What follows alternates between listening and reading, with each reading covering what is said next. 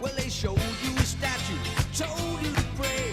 They built you a temple and locked you away. Ah, but they never told you the price that you pay. I mean, a lot has been done in the name of God, and certainly not all of it's been desirable. A lot of it is just an excuse for pretty rapacious behavior, I think. I mean, I almost feel that being an agnostic means that you can, when the time comes, there's the day of judgment for you and you arrive before God. You said, well, but I never said you didn't exist. So, perhaps I could, have a little cloud. Do I feel that being agnostic allows me to keep some degree of religion? And I think, yes, that's what agnosticism does. I do believe in the Catholic faith. I do believe in God, and I do believe in Jesus Christ. When I was growing up, we didn't go to any church. I did actually go to midnight mass this year. My sister goes to church. We went because they were mentioning my father in the service, he died in October. We had a memorial lunch at my sister's house during the same Christmas holiday. We all sat down in the living room, and my sister and I did most of the talking. And people said different things, recollections of my dad and so forth. It wasn't religious at all. I suppose the biggest religious thing we do each year is celebrate Christmas. And that's because I love the story. I love the Christmas story. I mean, the birth, the idea of a God, an all-powerful God, letting himself be reborn as a helpless child in order to redeem the world. It's a lovely idea, it's a lovely story. My parents took us to church at Christmas and Easter. Those were the 2 times we went to church.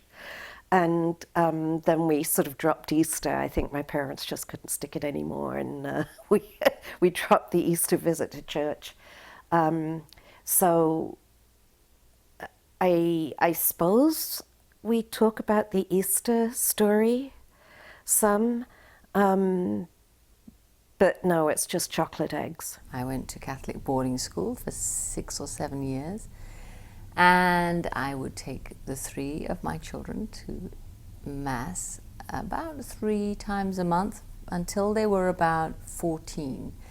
And then since they've been in their teenage years, I've been very remiss in that department. It's not that my parents imposed that on us as we were growing up. They sort of pretty much left us to find our own way, choose our own beliefs. But at school, every morning, we had prayers, we had morning assembly, and it involved always a hymn, the Lord's Prayer, which we all said in unison, a prayer by the teacher, by the principal, the head teacher, and a reading, probably from the Bible. The first thing they do is educate. Not religion, just education. It was called RI, Religious Instruction, and we studied the Bible. We studied the prophets 1 year, assorted prophets, much wailing and lamentation. And the year I remember best is when we studied the Acts of the Apostles. I know we studied the Gospels. I remember learning about the Synoptic Gospel. And we learned a lot. We were well educated. We were exposed to a lot of religions. And we had a good grounding in how the Catholic faith played out in England, 40 martyrs and all of that. I've gone so far as to read Genesis. I was kind of confused. It didn't quite make a lot of sense to me. So in Genesis, when Adam and Eve get booted out, they go out and there's people outside. And it's the land of Nod, something like that. And so I couldn't figure out where these guys came from. That at my brother's daughter's christening, the minister was joining us for lunch, so I asked him. And he says that this was a discrepancy. And the only thing they could come up with was that the sequence of time as described in Genesis' story was not accurate, and that in fact there must have been incest. And so I was kind of surprised that he said that, and he said it very matter-of-factly. That's about as far as I've gotten into the Bible. It is the problems that a religion is involved with, like the Crusades.